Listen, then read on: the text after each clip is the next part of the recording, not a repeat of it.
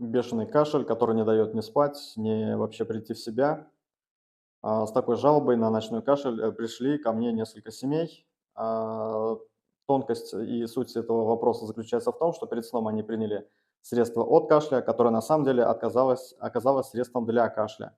Как не перепутать? Все средства на коробочках, которых нарисованы различные растения, это отхаркивающие препараты. Это средства для кашля. Они усиливают отхождение мокроты, увеличивают объем мокроты, и, соответственно, это провоцирует сильный кашель. Поэтому перед сном эти отхаркивающие препараты ни в коем случае не принимаем.